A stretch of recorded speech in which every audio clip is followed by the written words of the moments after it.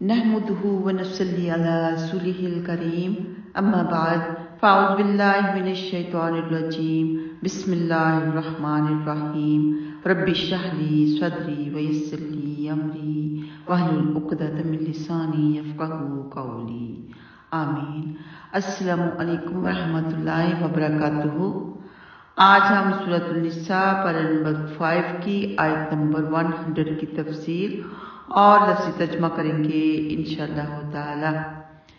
وَمَن يُهَاجِرْ فِي سَبِيلِ اللَّهِ يَجِدْ فِي الْأَرْضِ مُرَاغَمًا كَثِيرًا وَسَعَةً وَمَن يَخْرُجْ مِن بَيْتِهِ مُهَاجِرًا إِلَى اللَّهِ وَرَسُولِهِ ثُمَّ يُدْرِكْهُ الْمَوْتُ فَقَدْ وَقَعَ أَجْرُهُ عَلَى اللَّهِ وَكَانَ اللَّهُ غَفُورًا رَحِيمًا۔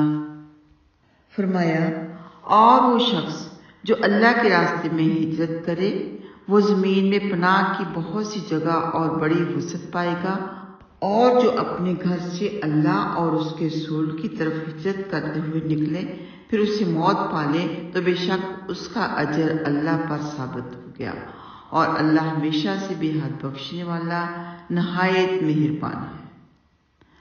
اس آیت کریمہ میں ہجرت کی ترغیب دلائی گئی ہے، اور یہ بیان ہوا ہے کہ مومن جب اپنے گھر سے اپنے دین کی حفاظت کی خاطر ہجرت کی نیت سے نکل پڑتا ہے تو اللہ کی سرزمین میں اسے سر چھپانے کی جگہ مل ہی جاتی ہے اور روزی بھی ملتی ہے، اور یہ کہ ہجرت کرتے ہوئے منزل مقصود پر پہنچنے سے پہلے اگر اس کی موت آ جاتی ہے تو اس کے لیے ہجرت کا اجر و ثواب لکھ دیا جاتا ہے، جیسے کہ حدیث میں آیا ہے کہ عمل کا دار و مدار نیت پر ہے۔ سیدنا عمر بن خطاب رضی اللہ تعالیٰ عنہما بیان کرتے ہیں کہ رسول اللہ صلی اللہ علیہ وآلہ وسلم نے فرمایا، یقیناً تمام اعمال کا انحصار نیتوں پر ہے، اور ہر شخص کے لیے صرف وہی ہے جو وہ نیت کرے۔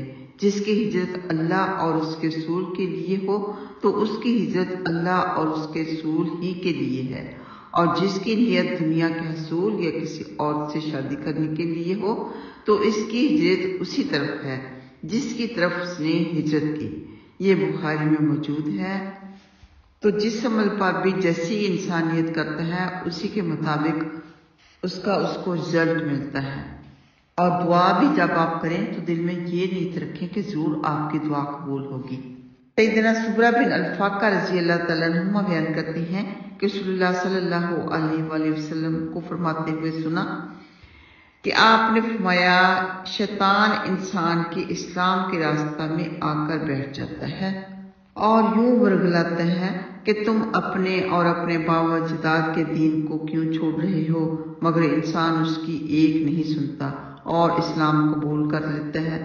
پھر شیطان اس کی ہجرت کے راستہ میں آ بیٹھتا ہے اور یوں ورگلاتا ہے کہ تم اپنے گھر، وطن اور زمین و آسمان کو کیوں چھوڑ رہے ہو، تو یہاں بھی انسان اسے ٹھوکر مار دیتا ہے۔ بالآخر جہاد کے راستے پر آ بیٹھتا ہے اور یوں ورگلاتا ہے کہ تم جہاد پر جا رہے ہو، یہ تو جان و مال کا تلف ہے، تم قتل کر دیے جاؤ گے، تمہاری بیوی سے کوئی دوسرا نکاح کرے گا، تمہارا مال لوٹ لیا جائے گا۔ مجاہد یہاں بھی شیطان کو ٹھوکر مار دیتا ہے اور میدان جنگ کی طرف روانہ ہو جاتا ہے۔ پھر رسول اللہ صلی اللہ علیہ وآلہ وسلم نے فرمایا، اتنا عظیم الشان کردار پیش کرنے والے کو اللہ تعالیٰ ضرور جنت میں داخل فرما دیتا ہے، خواہ شہید ہو یا پانی میں ڈوب جائے یا آگ میں جل جائے یا اسے درندے کھا جائیں تو بھی اللہ سبحانہ تعالیٰ اسے ضرور جنت میں داخل فرما دیتا ہے۔ یہ سنن نسائی میں موجود ہے، مسند احمد میں بھی۔ تو جو انسان ایمان پر ہے، ایمان کی حالت میں وہ ڈوب کر مر جائے، آگ میں جل کر مر جائے، درندے کھا جائیں تو بھی اللہ سبحانہ تعالیٰ اسے ضرور جنت میں داخل فرما دیتا ہے۔ آگے حدیث سن لیں۔ سیدنا ابو ہریرہ رضی اللہ تعالیٰ عنہ بیان کرتے ہیں کہ رسول اللہ صلی اللہ علیہ وآلہ وسلم نے فرمایا، تم اپنے ہاں کن لوگوں کو شہید شمار کرتے ہو؟ صحابہ رضی اللہ تعالیٰ عنہم نے عرض کی، جو اللہ کی راہ میں قتل کر دیا جائے وہ شہید ہے۔ آپ صلی اللہ علیہ وآلہ وسلم نے فرمایا، تب تو میری امت میں شہداء کم ہوں گے۔ انہوں نے پوچھا تو پھر یا رسول اللہ صلی اللہ علیہ وآلہ وسلم کون کون لوگ شہید ہیں؟ آپ صلی اللہ علیہ وآلہ وسلم نے فرمایا جو اللہ کے راستے میں قتل کر دیا جائے وہ بھی شہید ہے، جو اللہ کے راستے میں طبی موت مر جائے وہ بھی شہید ہے، جو طاعون کی بیماری کی وجہ سے مر جائے وہ بھی شہید ہے، جو پیٹ کی بیماری کی وجہ سے مر جائے وہ بھی شہید ہے، اور جو ڈوب کر مر جائے وہ بھی شہید ہے۔ یہ مسلم میں موجود ہے۔ تو اللہ کے راستے میں جو کوئی بھی کسی بھی نیک کام کے لیے نکلا ہو، جیسے کوئی حج کے لیے جا رہا ہے، عمرے کے لیے جا رہا ہے، یا اللہ کی رضا کے لیے کسی اور نیک کام کے لیے جا رہا ہے، تو وہ ان حالات میں مر جائے تو شہید ہی کہلاتا ہے۔ اور شہادت کی دعا کرنے والا، شہادت کی تمنا رکھنے والا بھی شہید ہی کہلائے گا اگر وہ اسی حالت میں مر جائے گا۔ ایک آخری حدیث ہے، حدیث تو لمبی ہے لیکن دل چاہتا ہے کہ یہ بھی پڑھ ہی لیں۔ سیدنا انس بن مالک رضی اللہ تعالیٰ عنہما بیان کرتے ہیں کہ رسول اللہ صلی اللہ علیہ وآلہ وسلم ام حرام بنت ملحان رضی اللہ تعالیٰ عنہ کے پاس تشریف لے جاتے، وہ آپ کو کھانا پیش کرتی۔ ام حرام رضی اللہ تعالیٰ عنہ سیدنا عبادہ بن صامت رضی اللہ تعالیٰ عنہ کے نکاح میں تھی۔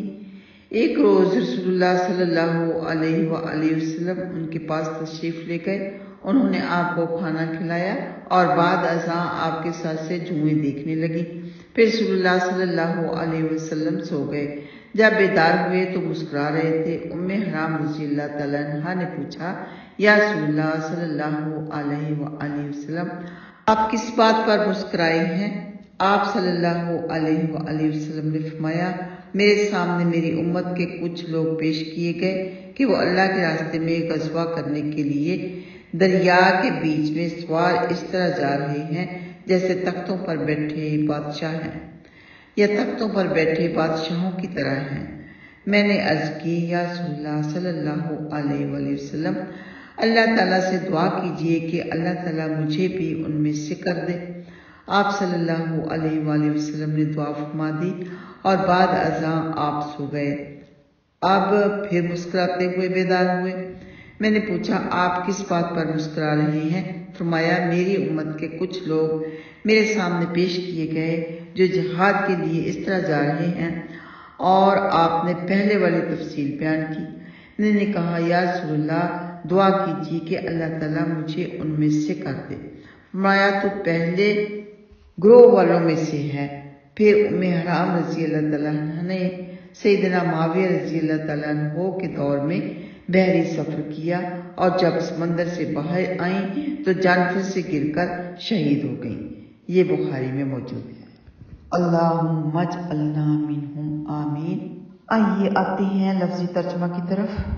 ومن اور جو یہاجر ہجرت کرے فی سبیل اللہ اللہ کی راہ میں یجد وہ پائے گا فی الارض زمین میں مراغمن رہنے کی جگہ کثیرہ بہت سی و اور سعاتن کشادگی بھی ومن اور جو یخرج وہ نکلے من بیتہ اپنے گھر سے مہاجرن ہجرت کرنے والا ہو اللہ اللہ کی طرف ورسولہ اور اس کے رسول کی طرف ثم پھر یدرک ہو پا لیتی ہے اسے الموت موت فقد تو یقیناً واقع ہو گیا اجرہ اس کا اجر اللہ اللہ پر وکان اللہ اور ہے اللہ سبحانہ و تعالی غفوراً بہت معاف کرنے والا رحیمہ بہت مہربان۔ سبحان اللہ۔ السلام علیکم ورحمۃ اللہ وبرکاتہ۔